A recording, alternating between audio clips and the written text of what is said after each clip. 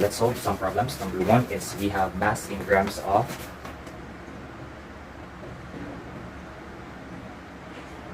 0.105 mole of your sucrose. Sucrose or C12H22O11. So the first thing to do here is to get the molecular weight or molecular mass of your sucrose. So your molecular mass of sucrose is the mass of individual atoms or individual element present in your compound. So we have 12 atoms of carbon times its atomic weight is 12.01 plus 22 times the hydrogen is 1.008, and we have oxygen, we have 11 times atomic weight of oxygen, we have 16. So the molecular weight of sucrose is around 342.296 grams per mole. So this relationship, it means 342.296 grams of sucrose per mole of sucrose. That's the mass of your sucrose. This relationship will be used in getting the mass in grams of sucrose for this specific mole quantity. So we have 0.105 mole of your C12H22O11 or sucrose. So mole man siya dire, so we'll have this one. So we have 342.296 grams of your C12H22O11 per mole of your C12H22O11. So with this one, we can cancel the denominator mole C12H22 with the numerator mole C12H22. We are left with grams of C12H22O11, which is multiplied ng mass in grams. So perform necessary operations of 0.105 times 342.296 divided by 1 or all over 1. The answer for this one is around 35.9 grams of your C12H22O11. So it means that for this specific mole, 0.105 mole, we have 35.9 grams of C12H22O11. It is equivalent to this mass. So for number 2, we have moles of zinc nitrate. Zinc nitrate in 143.50 grams of your zinc nitrate. So kita nato no ang moles of zinc nitrate for this specific mass. So wala siya itong gibali itong first natin example. So first thing to do again is to get the molecular weight of this compound zinc nitrate. So we have zinc atomic mass or atomic weight is 65.38 times 1 since we only have one zinc atom. For this for nitrogen we have 2 times 1, so we have 2 atoms of nitrogen, and we have 14.007 atomic weight of your nitrogen. Plus, we have the oxygen, we have 3 times 2, we have 6 times the oxygen atomic weight is 16. So total, all numbers, so we have 189.394 grams of your zinc nitrate per mole of your zinc nitrate. So that's the molecular mass of your compound. Now we'll use this one, this relationship to get the moles of zinc nitrate. So we have 143.50 grams of your zinc nitrate. So 189.394 grams of zinc nitrate per mole of your zinc nitrate. So with this one, we can cancel now the grams and we're left with moles of zinc nitrate, which is multiplied. So perform necessary operation, 143.50 times 1 divided by 189.394. So we're left with 0.75768 mole of your zinc nitrate. Why 5 significant figures? Because our data from the given is 143.50, which has 5 significant figures. So dili mag-matter ang kaning sa molecular weight na po, or molecular mass nato na data. So dili ka sa data sa ato given. So the answer for this one is 0.75768 mole of zinc nitrate. It means for this specific mass 143.50, it is equivalent to this mole quantity 0.75768. For our next problem is we have to determine the empirical formula of the compound with the following composition by mass. So we have 10.4% of your carbon, we have 27.8% of your sulfur, and we have 61.7% of your chlorine. The first thing to do is to convert this percent to grams by assuming we need to assume 100 grams of your sample. So 100 grams of this one. So for this 10.4, it is equivalent to 10.4 grams of your carbon. For sulfur, we have 27.8 grams of sulfur, and for chlorine is 61.7 grams of your chlorine. Now, from this point, we need to convert this mass to its equivalent mole value.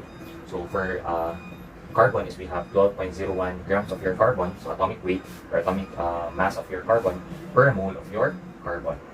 So this is equivalent to 0.8659 mole of your carbon. For your sulfur, we have 32.07 grams of your sulfur per mole of your sulfur. So cancel grams, we're left with mole. So we have 0.8669 moles of your sulfur. For chlorine, the atomic weight of chlorine is 35.45 grams of chlorine per mole of your chlorine. So we have the value for this one is 1.740 mole of your chlorine. So I'll just copy. So 8.669 mole of your sulfur and then 1.740 mole of your chlorine. So from this point, you divide each number or each mole with the lowest value. So is it naka-lowest na So we have kanisha 0.8659. So divide natin in each number with 0.8659.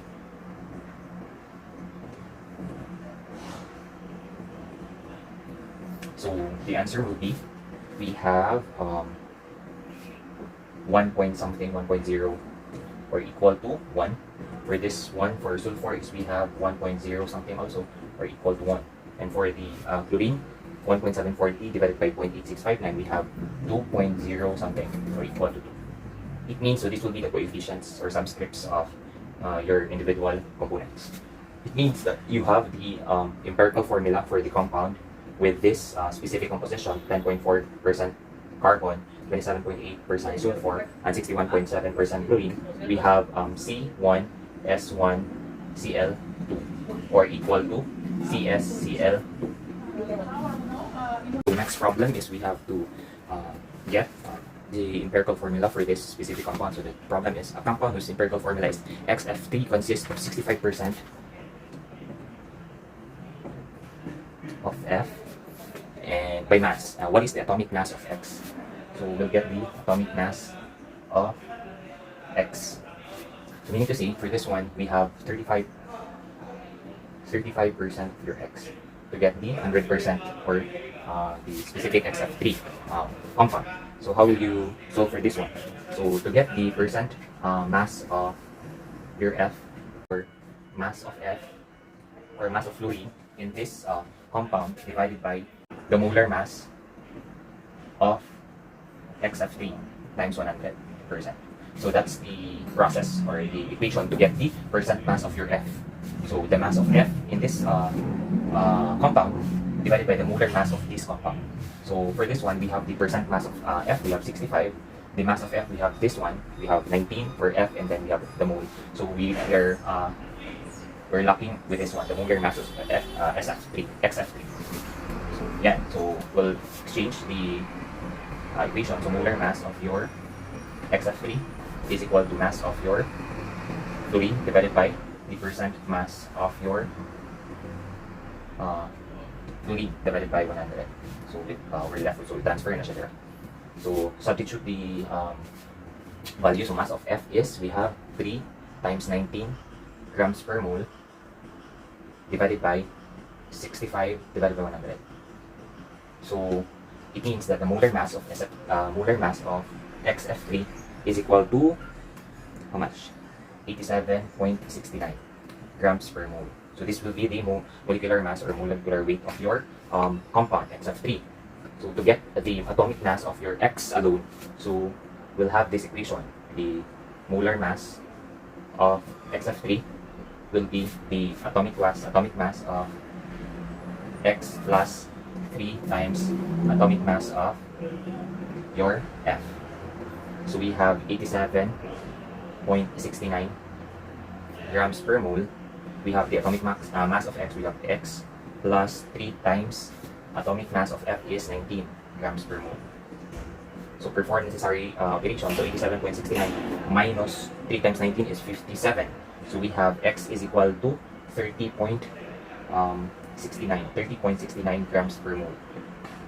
So that will be the atomic mass of X. So when you check the periodic table, the possible equivalent for this specific atomic mass is phosphorus or P. So that is around 31 point something. So that's the pinakadool na pinakadool element for this specific value. So next problem will be hydrofluoric acid or HF aqueous cannot be stored in glass bottles because compounds called silicates in the glass are attacked by the HF. Sodium silicate or Na2SiO3 for example reacts as follows. So muna siya yung equation ng Na2SiO3 reacts with HF yields H2SiF6 plus 2NaF, we have 8 here, and then plus water, 3H2. So Na2SiO3 plus 8HF plus 1 molecule of H2SiF3. We have 2NaF and then 3 water. The question for letter A will be, how many moles of HF?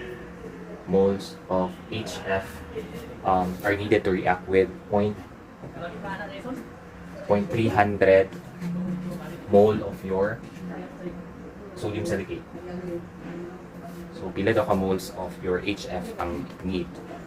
Pila daw ka moles yung HF needed para maka-react with your 0.300 mole of your sodium silicate. With this one, so naka-mole naman siya. So, we need to check if na-balance siya ng tubig. We're given with the balanced chemical equation. Balance na siya. If you check it again. So, we need to say, you need 1 molecule of your sodium silicate to react with your 8 moles of your, or molecules of your hydrofluoric acid to yield these specific molecules of your products. So, meaning to say, ang mole-to-mole ratio ani is, for sodium silicate is you have 1 mole of your Na2SiO3. You need 8 moles of your HF. So, muna itong ipangita nyo, cancel the mole, and we're left with mole of HF. So, perform necessary operation, 0.300 times 8 divided by 1. So, it is equal to 2.4 mole of your HF. It means na, para mo proceed ang reaction, you need 0.300 mole of Na2SiO3 or sodium silicate to react with this mole of HF para mapusit ang kanina product. 3B is how many grams of NaF? Grams of NaF form 0.500 mole of HF. Mole of HF reacts with excess sodium silicate. So from this one, so ang mass na po sa NaF, no? So ang isa ka product na to. So from this specific reactant. So same thing, you need to get the mole-to-mole ratio. So you have 8 moles of HF is needed para makaproduce of 2 moles of your NaF. So, ang ipagkita na ito kay grams man, so still pinapata sa mole. So, per mole of your NaF is equal to bilaman. So, 23 plus 19 mole of your NaF.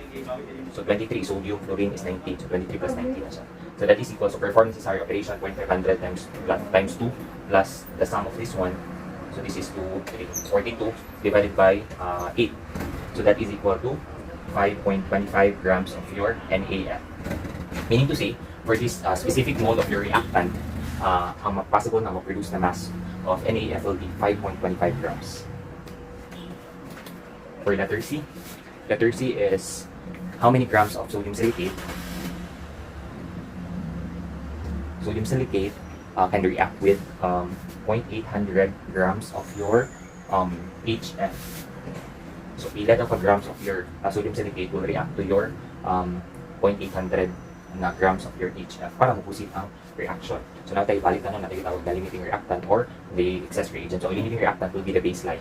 So, siya ang first mahurot. So, siya ang basis na mapusit ang reaction. So, dahil natataman ang amount na makaproceed sa reaction. So, we have the 0.800 grams of HF. So, molar mass or molecular mass of your HF is 1.008 plus 19 grams per mole of your grams of HF per mole of your HF. Now, to get the sodium silicate, we have mole-to-mole ratio. So, we have 8 moles of your HF per molecule or mole of your Na2SiO3. So since we're looking with grams, so convert this mole to grams. So 1 mole of your Na2SiO3 is equal to, so that's around 122.09 grams of your Na2SiO3. So sodium times 2 plus silicon plus oxygen 3, oxygen times 3. So the molecular mass or molecular weight of your sodium silicate is 122.09. So performing the summary operation, 0.800 times 122.09 divided by this molecular weight times 8. So that is around 0.610 grams of your sodium silicate. Na2SiO3. Meaning to say, for this specific mass, ang kailangan lang mo na reactant na sodium silicate is this amount, 0.610 grams of sodium silicate para mapusit ang reaction na makaproduce sa aning ng mga variables or kaning mga products.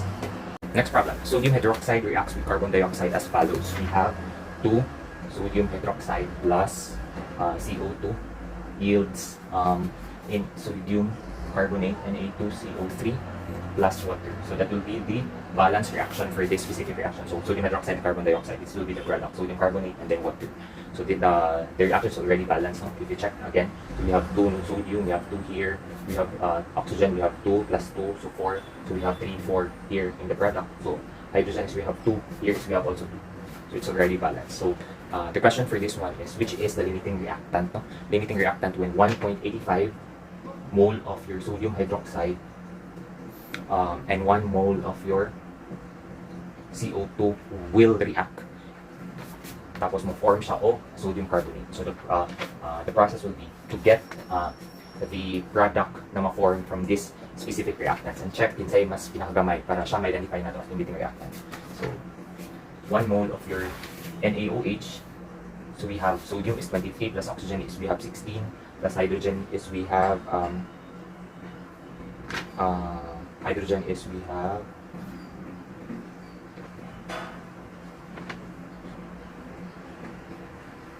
sorry. So since naka-mole naman siya, taan na to kung pila ang ma-form na mole of sodium carbonate from this specific reactant. So mole, so get the mole to mole ratio. So we have 2 moles of your sodium hydroxide will react to form 1 mole of your Na2CO3. So the molecular weight of this Na2 is we have 23 times 2. Carbon is 12.01 plus oxygen is 3 times 16. So we have 122.09 grams per mole. So that's the molecular weight of your sodium carbonate. So 1 mole of your Na2CO3 is 122.09 grams of your Na2CO3. So the product produced from this mole will be 98.05 grams of Na2CO3. So we'll check the other reactant, 1 mole of CO2. So the mole to mole ratio, so 1 mole of your CO2 will react with this other reactant to form 1 mole of your Na2CO3. Use the molecular weight, so 1 mole of Na2CO3 is equal to 122.09 grams of Na2CO3. So we have cancel 1 mole CO3, left with your grams. So perform this operation, so we have around 106.61 grams of your Na2CO3. So from this calculation, we can conclude that the lowest value will be 98.05 compared to this value, meaning to say the limiting reactant will be sodium hydroxide. So siya ang first mahurot no, sa reaction.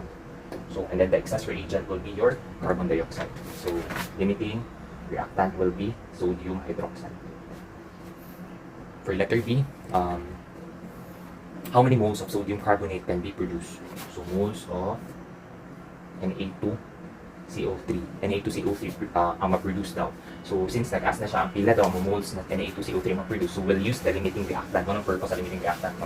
Okay, dili man ka kung gamitin mo si CO2 which is the excess reagent, dili siya mo-proceed. Okay, because naapay sobra ng mga atoms after dili mahugot silbi si CO2 sa reaction. Ang kailangan lang ni CO2 para makaproceed sila sa reaction is only 98.05 grams ikan kay sodium hydroxide, and then na equivalent na mass ana niya ni sodium carbonate para ni carbon dioxide para mo-proceed sila ani nga product, sodium carbonate and then water. So yan, to get the is we'll use this value. So we have 1.85 85 mole of NaOH. So mole to mole ratio is we have 2 moles of NaOH per 1 mole of your Na2CO3. Meaning to say, the number of moles produced given na our limiting reactant is sodium hydroxide, we have around 185 divided by 2, that is 0.925 moles of your Na2CO3. Cancel siya. So left with your unit mole Na2CO3, 0.925. Meaning to say, ang ma-produce nato na moles of your product is around 0.925 even ato ang limiting reactant, or ang unang mahurot sa reaction will be the sodium hydroxide na mole. So kanila. So yun. So the last question is, how many moles of the excess reactant remain after the completion of the reaction?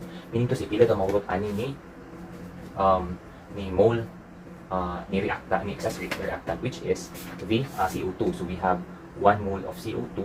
I will convert this to the product. So 1 mole of CO2 is to 1 mole of your product, Na2CO3. So that's the importance of your chemical reaction, the balanced chemical reaction. You can get the correct coefficients or relationship for each molecule.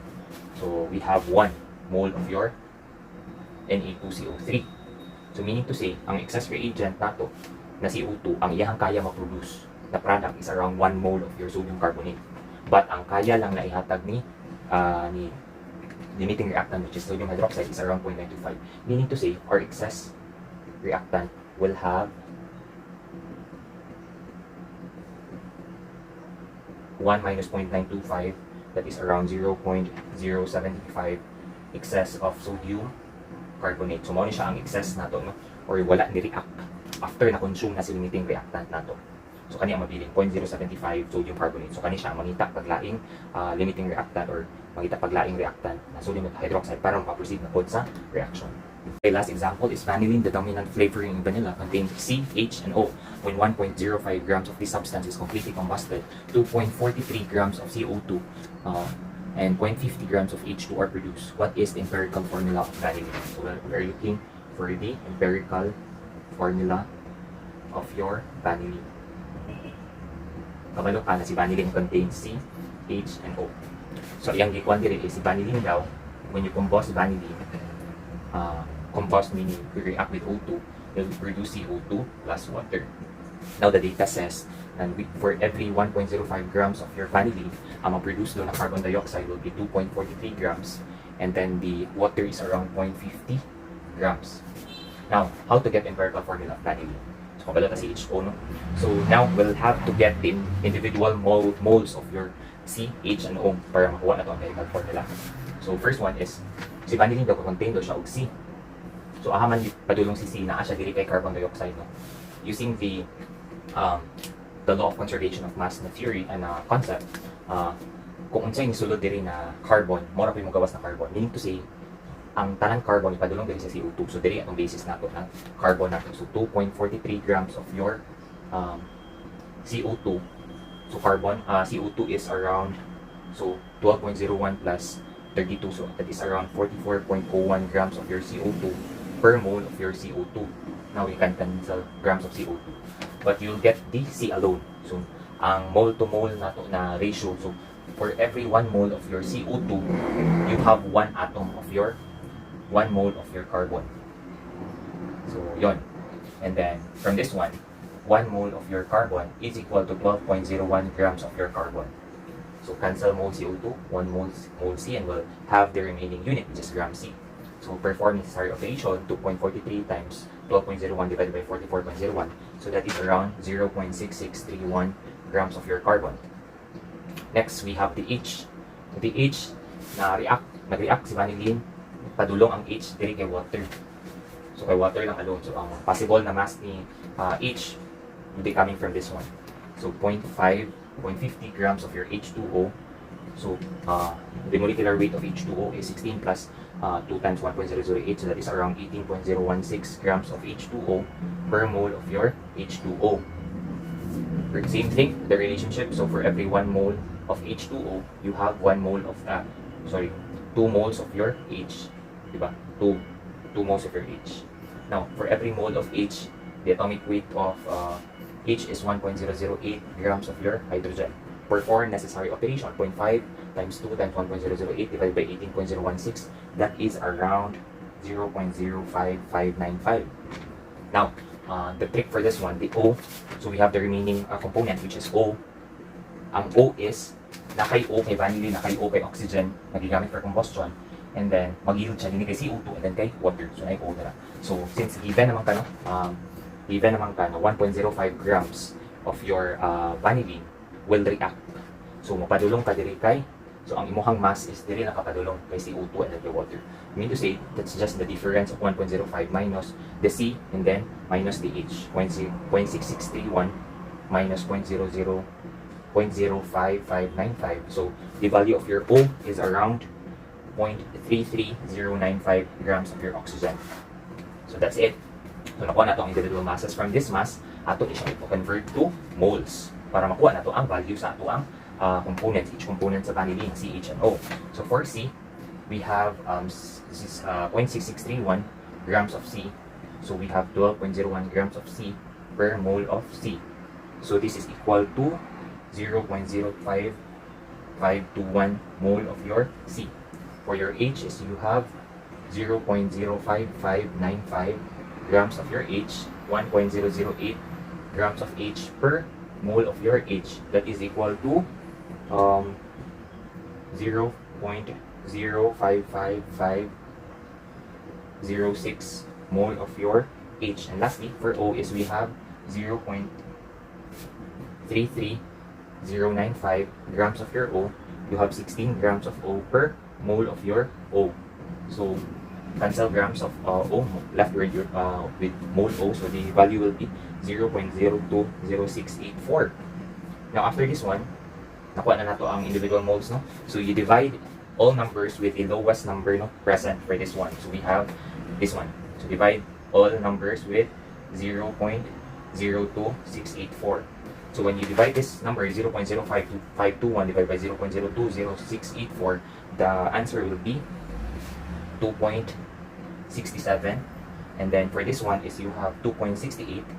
And the last one is we have 1. So since layo na kayo siya sa whole number, no? So we round off directly if ang value is around 1.90 plus. So for this one is you multiply this one para mahimo siyang whole number ang kani. So say multiply mo siya og 2. So that is around 5.20 kapin. Kani. So layo ra kayo nasa 0.2. So i-multiply mo siya sa 3. Multiply natin siya sa 3. So that is around 8.01. So mo na siya 8.01. Same thing, multiply natin 3. So that is 8.04. And this one is 1 times 3 is 3. So this is equal to 8.01 is pwede na siya ma-round to 8. Same thing for this one, 8.04. Pwede siya ma-8. Kaya round naman siya as 3. Meaning to say that this will be the individual components of your C, H, and O. So the vanillin empirical formula will be C8, H8, O3. So C8, H8, and then O3.